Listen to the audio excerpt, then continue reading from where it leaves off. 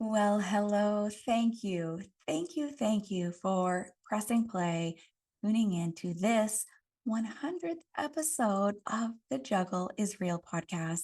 I'm Andryanna, and I'm truly so grateful to have you listening in on this episode, which is a beautiful milestone for me.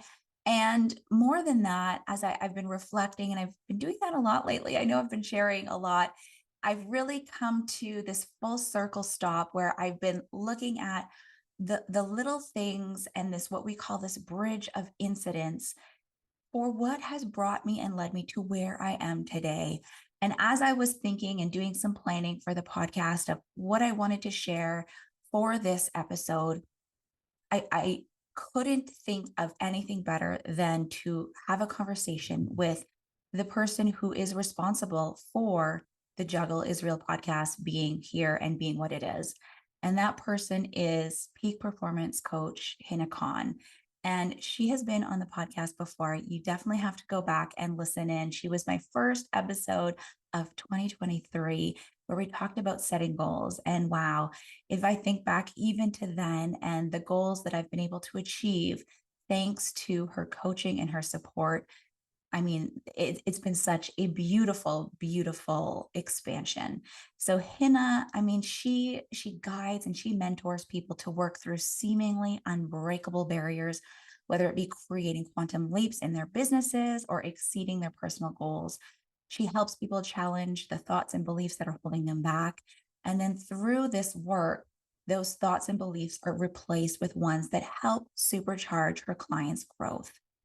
As a peak performance coach, a former registered psychotherapist, Hina has been a student of the mind, human behavior, and human potential for almost 2 decades.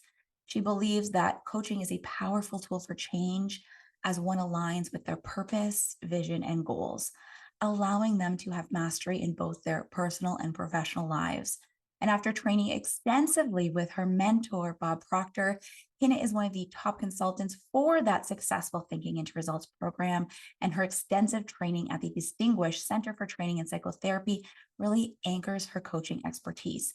Now, she was one of the keynote speakers at the Academy in the City event that I've spoken about over the last few episodes. She's a familiar face in media. You've seen her on The Social, on breakfast television, on all of the major platforms. She has her own podcast called Possibilities. I might add the very first podcast that I ever listened to. And she delivers the most incredible keynote presentations and trainings to entrepreneurs, organizations, and teams. In this conversation, I'm going to be chatting with Hina and learning from her through her experiences, how she helps clients. We're going to be talking about those judgments that creep up for us, what mom guilt is, and how we can overcome that, and how we can truly have it all being what it is that we truly desire.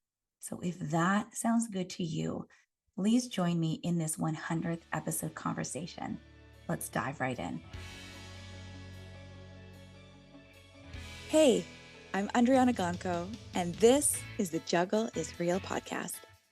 As I share my ongoing journey from experiencing burnout to leading a more mindful and intentional life with better balance, I hope you feel seen, that you realize your worth, lighten your load, and prioritize your own needs.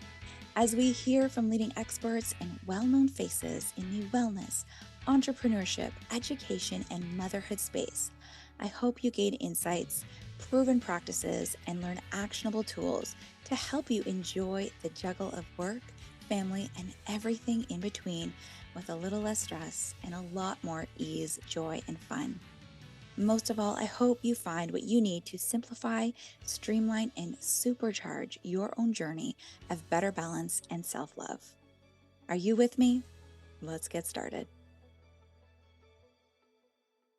Hina Khan, welcome back to The Juggle is Real. Thank you so much for sharing this time with us today. It is absolutely my pleasure. I'm so thrilled that we can have this time together, and I have a lot of things that I think could be so helpful for the listener. Where I'd love to begin, because we've heard so much about who you are and what you're doing now and the incredible things you're doing to help and serve others. But can we start by taking it back a little bit? Because I think that when you see people in these very incredible places and the growth that they've experienced, it's hard to imagine what they may have gone through, or it's hard to imagine what they may have overcome to really realize what they want to do and the passions that they're pursuing. So can we start maybe way back in your childhood? What was Oh, little okay. little Hannah like? Like, tell us about how things were when you were growing up. So you're going way back then. Just We're a good. little, just a little. Oh, well, thank you for the question. You make such a good point because we do see people at a certain phase, and then we think that that has been the reality for them for a really, really long time. So when I think about little Hina, my parents are from Pakistan, and my father is a professor, was a professor. He passed away in 95. And so he came here and he worked at OISE, University of Toronto, here in Ontario. He was a statistician. And my they got married very young. They came here. So I'm of that generation, firstborn Canadian, where you are juggling a few different worlds, it feels like. I can remember begging my parents, I think I was 8 years old, for a halter top. And it had a Mm. sailboat on it. And I would have seen it in either like a Sears catalog. It was in a catalog. Okay, you asked to go back, so we're clearly going way back here. People, there were catalogs. This was our online shopping, was the catalog. And I remember wanting it and my parents being conflicted about it because of the amount of skin a halter top showed, and them being conflicted culturally. But I begged and begged and begged, and I got it. And I think that that's just a reflection of what growing up was like. There was so much duality. I was in, at school, I was in one world. At home, I was in another world. So I really compartmentalized. And that's important in my story because who I am now and why I feel so free now is because I am fully integrated. I am not one person in certain areas and then another person in other areas. So I think my journey was really around integration, which I think happens for a lot of us in different ways. That's the way it showed up for me. So interesting that you say that, because I feel that so many of us, we are juggling many things and we are wearing many hats. And for many of us, we feel that when we are wearing those different hats, that we have to act a certain way or be a certain type of person. And what you're saying is that one of the most pivotal things for you was to combine and be congruent among all areas of your life. So I think maybe we can talk a little bit about your relationship with the late Bob Proctor, because you were once a client of his. And for the listener who may not know who Bob Proctor is, he has had an incredible coaching career, and he's an incredible entrepreneur. Many know him for his contributions to the book and the movie The Secret, but he became your mentor and he was Mhm. eventually a colleague and a dear friend of yours. So, how did you begin your own personal development journey that perhaps helped you with that congruency? Then make the decision to become a coach, especially coming from the background where you're saying your father was a professor, you're first generation Canadian. There were a lot of expectations there.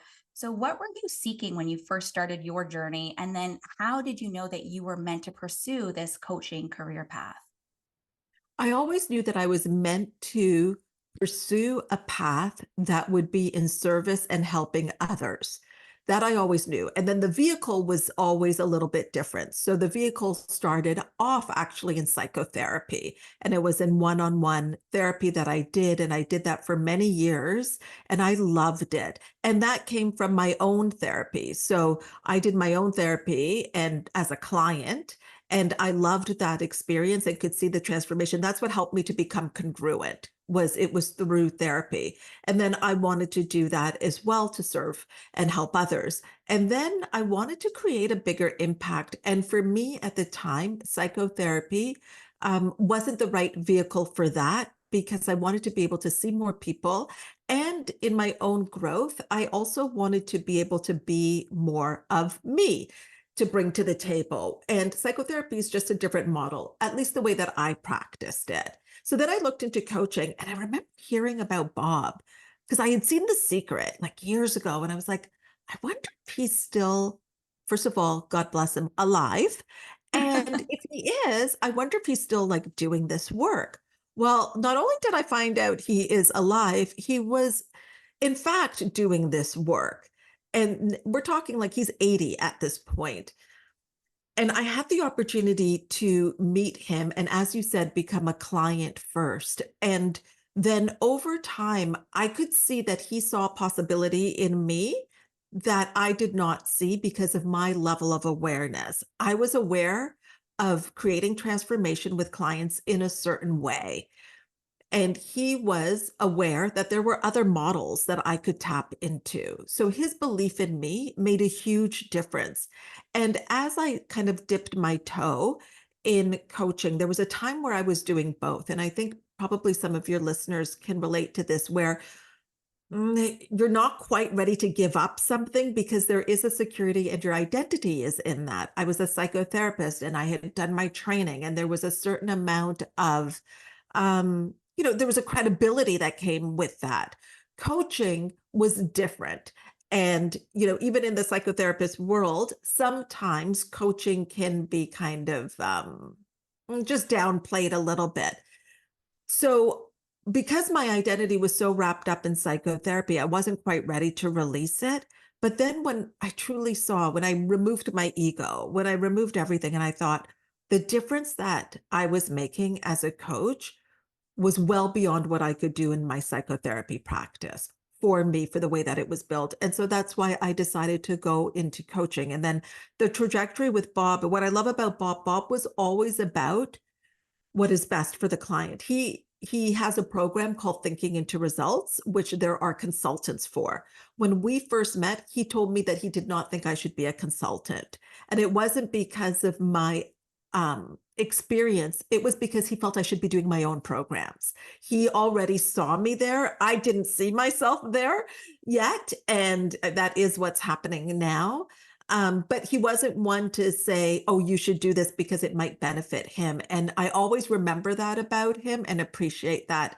He was also someone I always pay for proximity because I don't know, it's like being in somebody's energy, you can really see a true picture, I feel. And being in his energy when he was with his team, to when he's with clients on stage, to when he is just, figuring something out with the hotel staff, he's very congruent. He was very congruent. And that was what he was like to the very end of his life. So I learned a lot simply from being with him as well. And how amazing that you took that first step and decided to invest in yourself and take that journey for your own personal development. It's interesting because you say you often tell your clients and you share that you can't take us to places that you haven't experienced yourself, both, challenges that you've experienced and incredible blessings. And that what we experience in our lives really boils down to our self image, right? So, how we see ourselves and our capacity to receive. And so, I recently shared on episode 98 and 99 how I've kind of had this full circle experience because I first heard you speak at an event in 2020, and it's had such an immense impact in my life. And in fact, I've shared this. If it were not for seeing you speak, hearing you, becoming part of your community, there would be no Juggle Israel podcast. Much of what I'm doing today would not have happened if it weren't for my own personal development journey.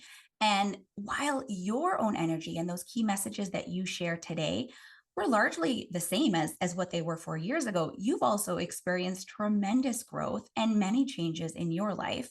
You've started these 6 a.m. and rise calls. You've released your psychotherapy designation.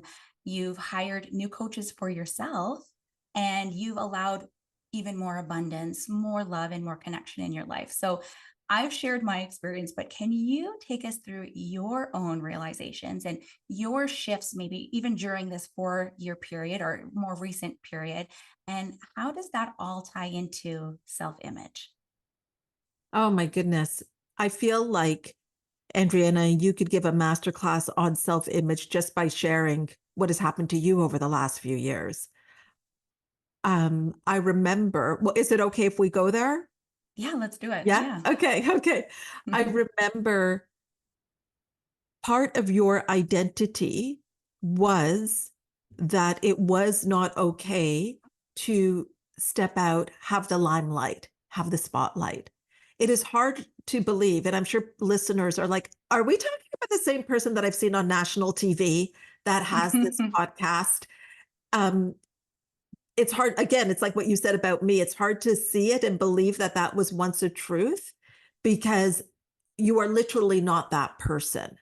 And when we talk about self image, it's not necessarily about adding things. It's actually more about releasing things that do not work for you. You see, the Juggle is Real podcast could not happen with the belief that it is not safe to be in the spotlight, with the belief that if I shine, I take away light from others. Those two couldn't exist. So it's always self image first because you cannot outperform your self image. And in our work, it's like we even become aware of these thoughts. We may not have even been aware of it. They're usually on autopilot, they're unconscious. But it's through the work and through the calls every single day on these rise calls that we then become aware of it. And that's when we start to change it. And then we have to ask ourselves, what do we want? So I went through the same process that you went through. As you said, I can't take my clients further than I have gone. And there were beliefs that I had to literally shed. I had to shed it because I couldn't hold that belief and have the relationships that I wanted. I couldn't hold that belief and have the lifestyle that I wanted. I couldn't hold that belief and have the wealth that I wanted. I couldn't hold that belief and serve the amount of clients that I'm serving. So it always starts with that. And those beliefs are part of our identity. So as you shed that belief, well, then it opened up to, okay, if I don't believe that me shining will diminish light for others or take away from others, what do I want to believe? Well, what if me shining actually shines light on others because they get to see their light? It creates more and more light. Okay, then what do I want to do? I want to serve by reaching more people. What would that be like? Oh, well, if I was on TV, I could reach way more people than I could possibly in a day. So there's one way. What's another way? It could be through a podcast. So all of these things, Andryanna, um, is the way that we start to shape our new identity when we realize beliefs that are not serving us. And the way to do that is first ask yourself, what would you love? Because when you ask yourself what you would love and what you would prefer or what you want to create, what your goals are, then anything that's not in harmony with that is going to show up. So you started to have inklings like, I want to do more. I want to be more. I want to be, and I want to have more of a presence. That was something that you would love. So anything that's not a match to that is going to show up. And that's why those beliefs showed up, which is such a blessing because then you could release them. And so I would say that it's the same with me. Even this idea, we've got hundreds of people in our community. And on the morning calls, I have a belief.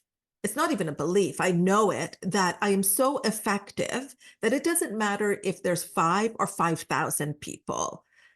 It will feel like I'm just talking to that one person who is actually listening. So these are beliefs that came up that are in service of my goal.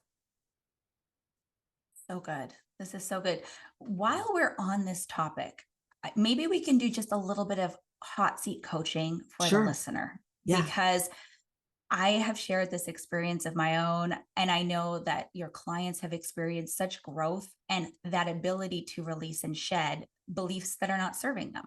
So, a big area that holds many listeners back are those judgments, and especially feeling guilt around prioritizing ourselves, putting ourselves first. And of course, this is especially felt in moms. Hmm. And so for the listener, I mean, I shared that Academy in the City experience, being away on my birthday, having this incredible time. But I heard from listeners and people in my community who were saying things like, I wasn't judging you, but I could never do something like that. Or I would be judged by my husband or my mom or my kids. And one person even said to me that if she had even gone to the point of buying tickets, she probably would have sabotaged the experience somehow or lost the money that was needed to invest in going to an event like I was attending that you were a keynote speaker in. So this is exactly what you were talking about, and this is what you've helped me to overcome. And I'm still working through it in different areas, right? And it makes me think of your explanation of Vernon Howard's work and the false self. Mhm. So, for the listener who is burdened with what society calls mom guilt or finds those judgments getting in the way, or maybe we don't even know that we are holding the judgments, maybe it's something that's kind of hidden in our subconscious.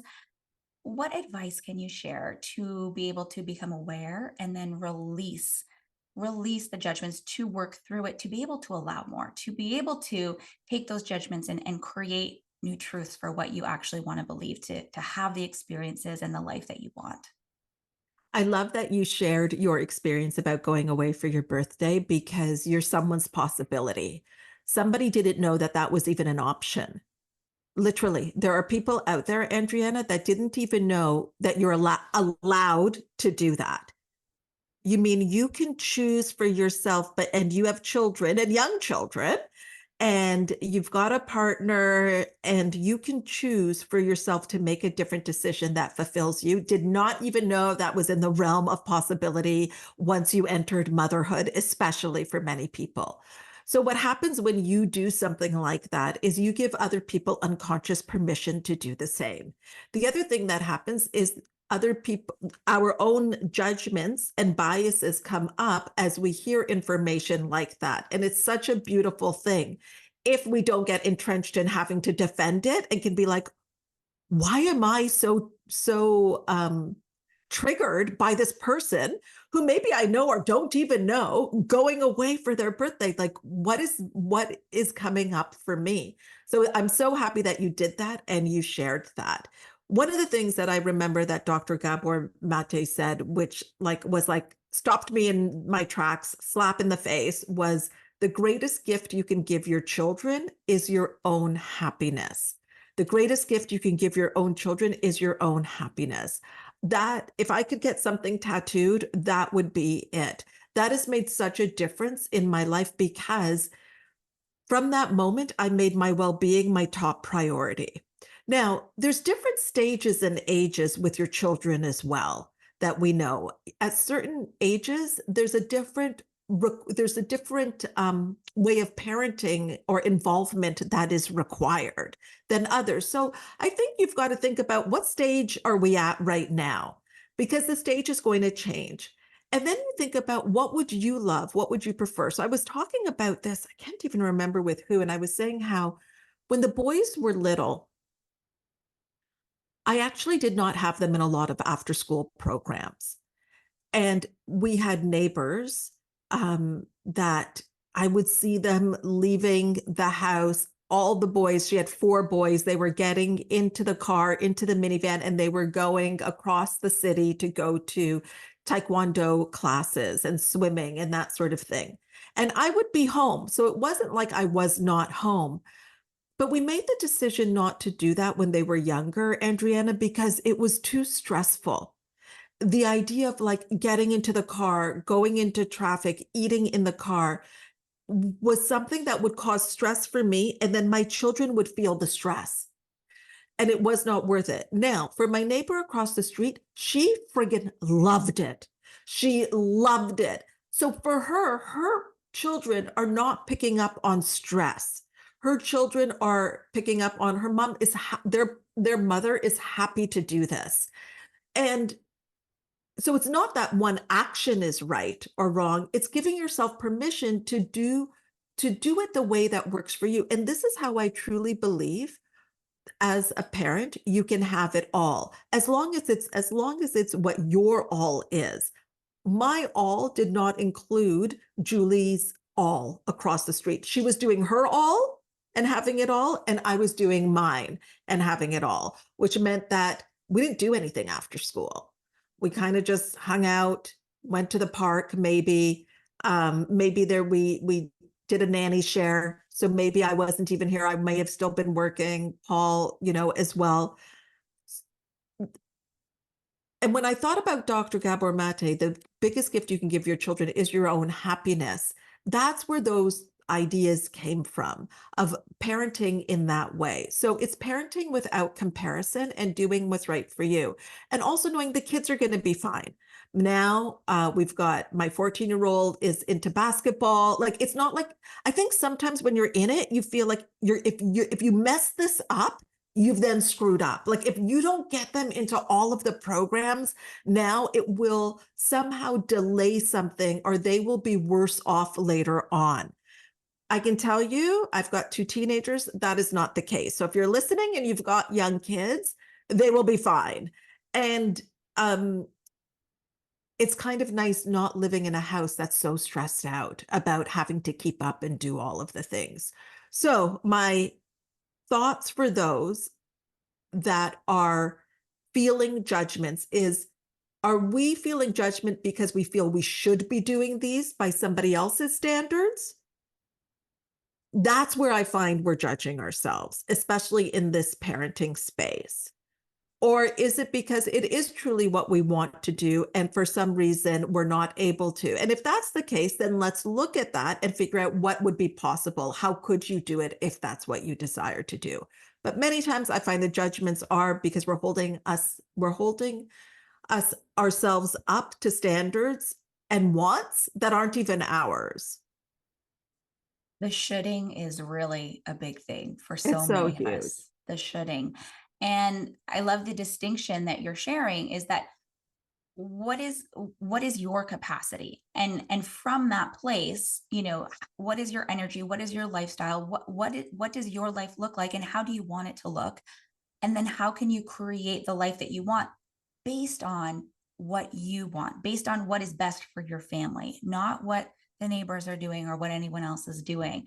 And I just came back from a 4-day hockey tournament. We brought the whole family, and there can be some stressful moments, I will say. But as I was sitting by the pool with my journal, with my book that I'm studying, I was writing notes of gratitude because Yeah. in a busy household, often we don't have these moments where we're all together, and something like a hockey tournament will bring us together. And so it's what is best for you and your family, and what can you give yourself the capacity to allow for what you want. And so I so appreciate that distinction and being able to release the judgments, not caring what anyone else is going to think because it's best for you. Well, I was just thinking about what happened recently. I was at there's a gala called CWE, which is like Canadian Women Entrepreneurs Gala, and the organizer is this incredible woman named Anna Sinclair, and we were doing a tasting of what the food would be like at the gala. And she is there with her 2-month-old, um, breastfeeding as she's organizing all of this. And she is so relaxed. Like she is so relaxed about it. Like she's like, oh, and just holding the baby, and her husband is there, and I mean, we all want to hold the baby. So the baby is being held and taken care of. But I can tell you that when I had Yusuf, I was not a relaxed mother. He was my first. He was colicky. It was very, very challenging for me. I can remember being in a mall and having a breakdown, bursting into tears because he just would not stop crying. And I remember saying to Paul, it was Sherway Gardens, saying, I can't do this. I literally cannot do this anymore. I was exhausted. He was up all the time. And what I love with my growth, so speaking of growth, is that I could love and appreciate her experience and so thrilled with her and know that had Yusuf been 2 months old, that would not have been something that I would have the capacity for. For me, it was really, gosh, honestly, Andryanna, it was day by day, minute by minute. So that wouldn't have been my reality. And it would have been stressful to try to be that.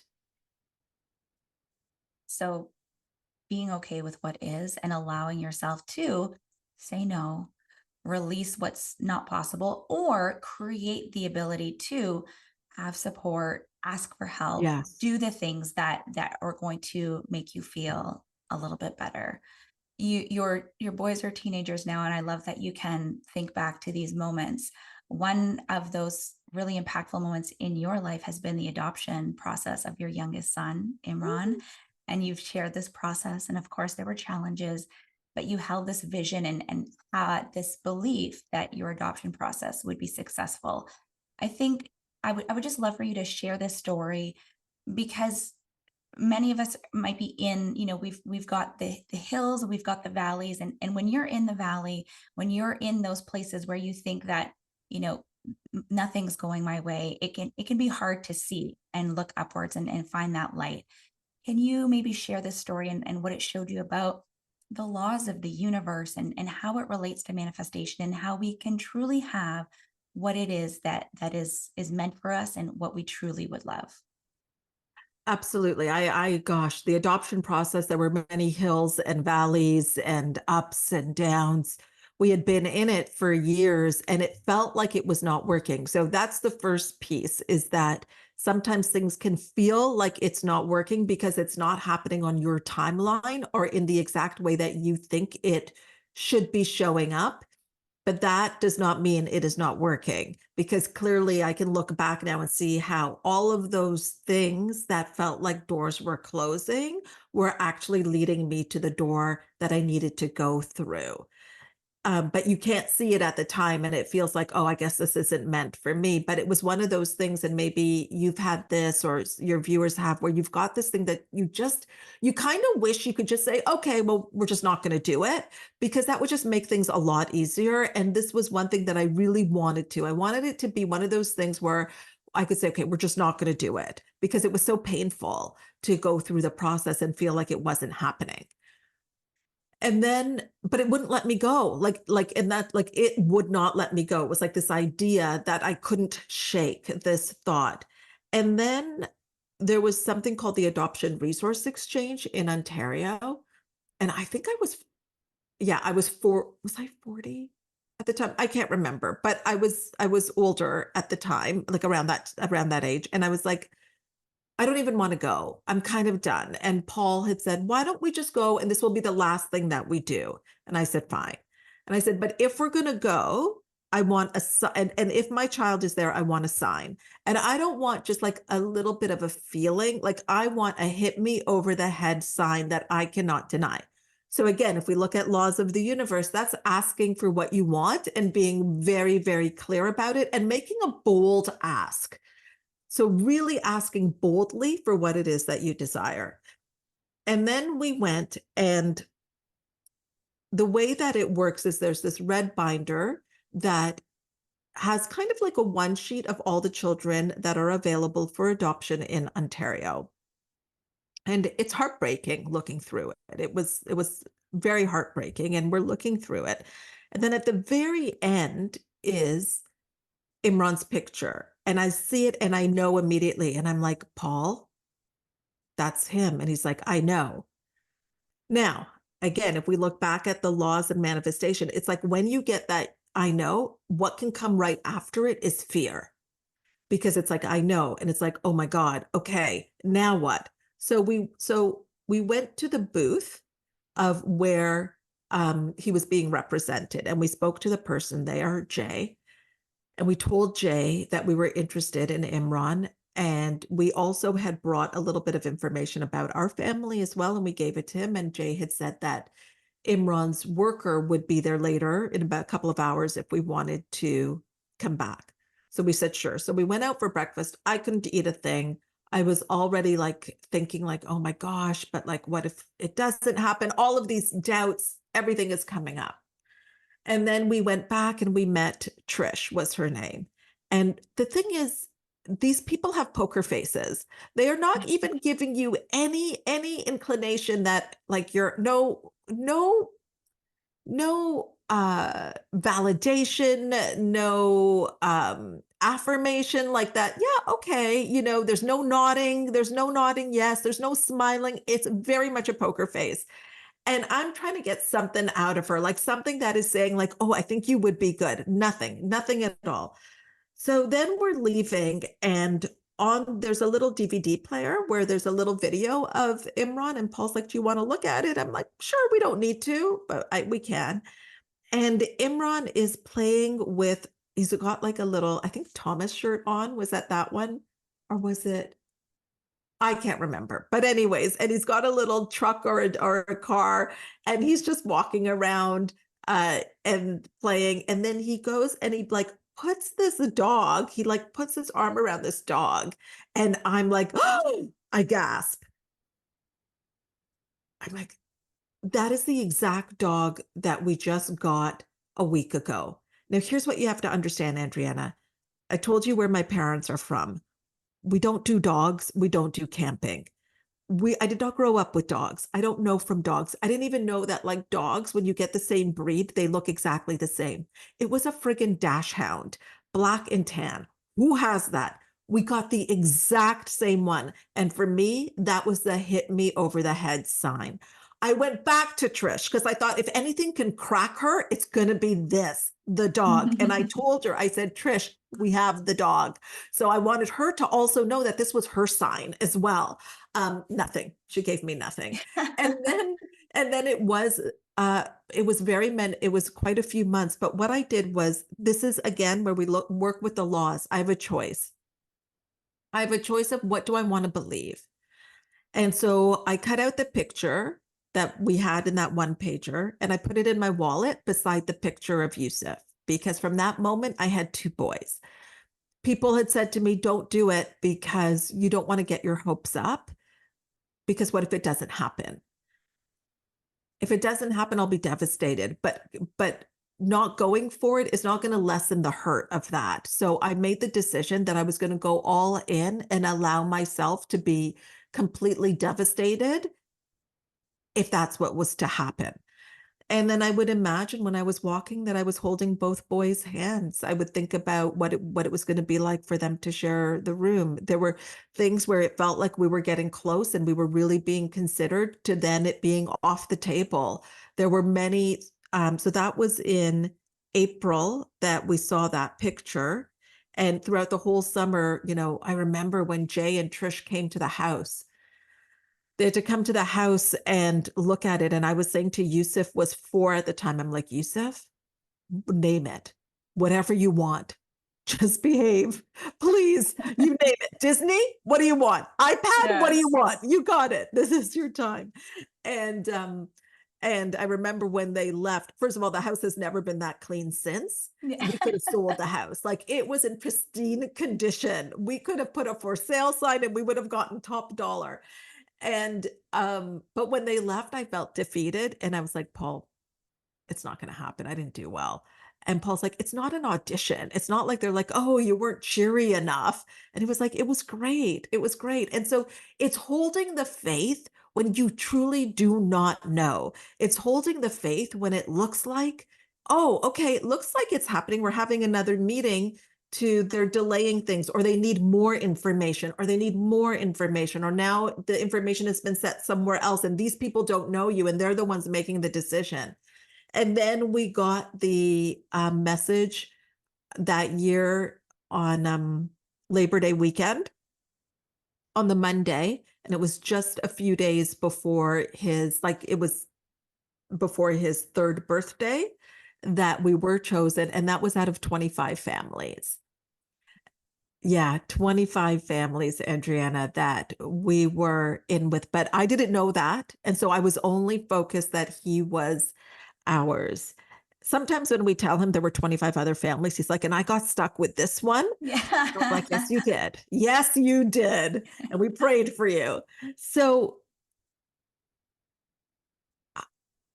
all of those no's along the way now make sense. The thing is that it's not going to make sense when you're in the valleys. It's not going to make sense when you're not seeing what it is that you desire happening.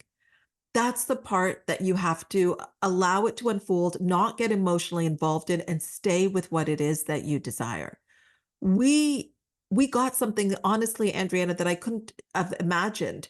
Imran's foster family is our family. You know, I talk about them often, Betty and Luke. When I was imagining the adoption process, I did not imagine a foster family that would join our family. So this is like you've got the whole universe that has a broader perspective. So it's actually, so sometimes we don't know how, but you can't know how because your how is very limited.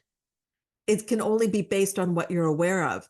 We were able to have a relationship with Imran's birth mother, Virginia. She passed away a few years ago, but we were able to have a relationship with her. What a beautiful thing for Imran. We see Betty and Luke very, very regularly. I mean, they cannot get rid of us, even if Mhm. they wanted to. And they spoil both the boys, like Yusuf and Imran are like, they're like, we got another set of grandparents. I couldn't have imagined that. I wouldn't have known that. So, one of the things that, we say that comes from Price Pritchett is that absence of evidence is not evidence of absence. All those years where it felt like it wasn't working was not evidence that it wasn't working. We talk about growth happening in the dark. So, sometimes when you're in the valley, I would say, don't mistake that don't give meaning to it that, oh, it's not working or it's not for me. You've got the whole universe that is conspiring to give you exactly what you want and more. Our job is to hold the faith and the feeling of it already being done. You know, Hannah, I've been in tears for the past 5 minutes as you tell this No. story that I've heard before. I know how it works out. I know how this has come together so beautifully, but still, it's so emotional because I think we can all bring ourselves to a place where we've really wanted something and it's come to be, or maybe we are really really wanting something right now and we don't know how, or we're having those doubts creep up, or maybe we don't feel worthy of actually being able to have the thing that we truly truly desire. And that's what you help your clients with every single day. And there are a number of ways that people can have the privilege to work with you. I have been a client of yours for many years, and it has been one of the greatest experiences of my life. And I've shared on other episodes of this podcast. You have a newer program. It's called Amplify You the Rise. Can you share what this is? Maybe who might be a good fit for this offering or what it would allow for the listener who is interested. Thank you so much, Andryanna. I was thinking about you the other day because I saw you with some friends, this mastermind group that was created through this community. And I think that, gosh, the first thing that happens when you join Amplify You the Rise is you've got a lot of new friends. And Mhm. you've got friends that hold that belief for you when you are having doubts. You've got friends that see it for you because if you have something, if you're listening to this and you've got your own version of something that won't let go of you, you could not have the idea if it wasn't available for you to have the full experience of it, for you to execute on. And that's what goals are for us to grow. And so Amplify You the Rise is a container for that to happen in. I've I don't think there's anything like it. I haven't seen anything like it before. It was a morning program that was created during the pandemic, during lockdown, that was supposed to be for 2 weeks. That was March 2020, and here we are in 2024. And what I wanted to do was just out of service. It was how can I support my clients? I'll invite them to my morning study. We hear things like study, we hear things like, doing affirmations, repetition, but what does that actually look like day to Mhm. day? How do we start to change our consciousness every day and put ourselves in a peak state that when things come up, such as, oh my gosh, I don't want to step out into a larger platform because it's not safe to do that, then you become aware of it, but then you can do something about it immediately the next day and the next day and the next day. You can work through those things. And that's what Amplify You the Rise is. And we are going to be opening it up so all of your listeners can join for free for 1 day or for 3 days. And they'll see you on the call. We'll see you. Cameras are off because it's 6 a.m., but you will be on the calls and they can interact with you as well on the calls. And it will give people a taste of what it is like and to see how does that impact your day? How does it impact your day to wake up and write out your goals or think about your goals or write out gratitude? What is it like to wake up and be in a community where where we call we're studying? What that looks like is I'm just sharing really what I shared on this call, but we will share something from some book or text. And then I always bring in my personal experiences, client experiences. And honestly, some of the best learnings have been at coffee shops, at the airport. The airport is a Yes. great way to see how enlightened you are. I'm sure getting all the kids for that hockey weekend, a great place to see, great experience to see how enlightened you are. But we use these real life experiences because that's what our lives are made of.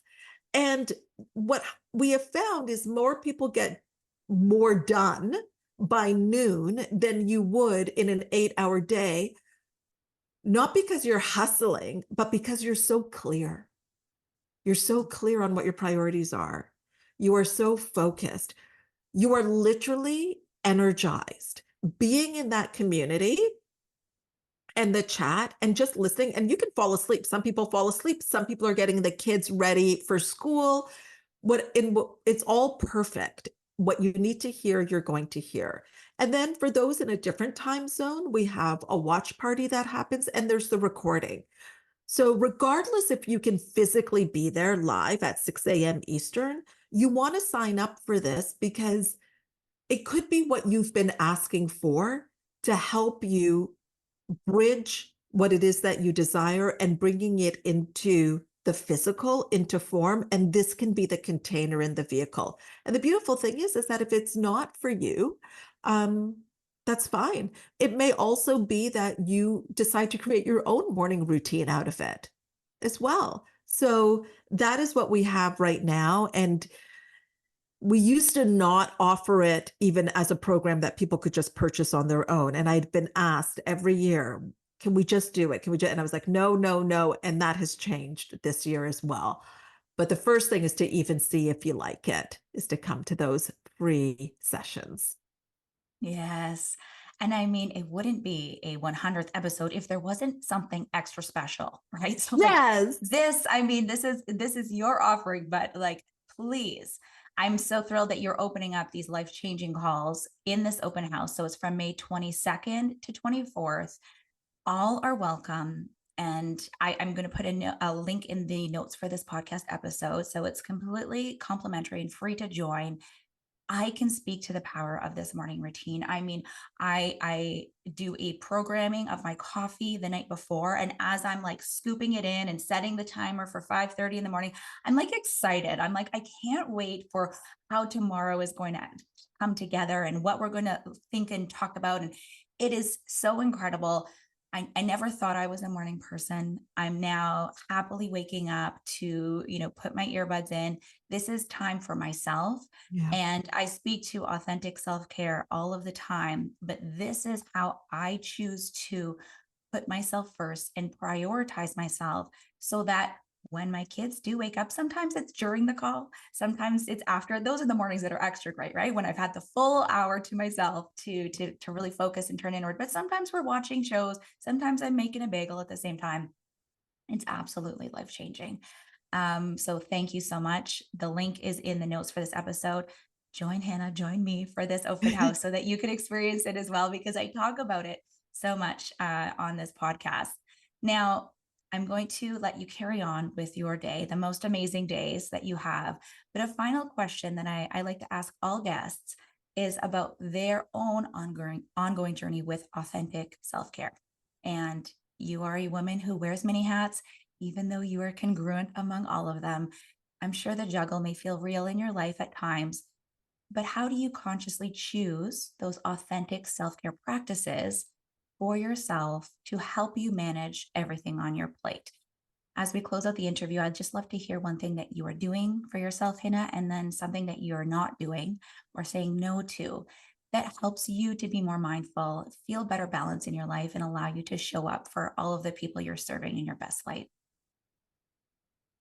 I love this question, and it makes me think of this past Mother's Day this year and a decision that I made of what I was doing and what I was not doing. So what I was not doing was going to put expectations on the family to read my mind and know what I want. And one of the things that I asked, because God bless Paul, he gets me a card, he gets me 3 cards, one from him, one from the boys, and one from the dogs. And I am personally not a sentimental person when it comes to those things. Again, so for me, I love it. Like it's so lovely to read, but I had said to him, I said, you know what, Paul, don't bother getting me cards. And he's like, well, what do you want to do? I'm like, I just want us to go for a walk. I just want us to hang out. And so authentic self care is telling myself the truth and telling others the truth. And that's exactly what we did. I didn't get any cards and I didn't want any, no resentment. This is what I asked for. So that's authentic self care to me. And it was the best Mother's Day. I received an email from my youngest who said, Happy Mother's Day. He sent me an email. And when I woke up from a nap, which was beautiful, I got this email. It's the best email ever. And I loved it. So authentic self-care, I would say, which is telling the truth, and that comes to what I won't be doing and also what I will be doing. And knowing that the truth can change. It's not that you're setting yourself up that you cannot change your mind, but that's what I would say authentic self-care is for me. I love that. I love that. Thank you so much, Hina. Thank you for being here for this 100th episode, this beautiful milestone. Thank you for sharing your story, for sharing your experiences, and allowing our journeys to be better because of your teachings and your coaching. Thank you so much. Can we just have a moment though? 100th episode. Do you know what the Mm. stats are on that of people getting to 100? Of people getting to 4?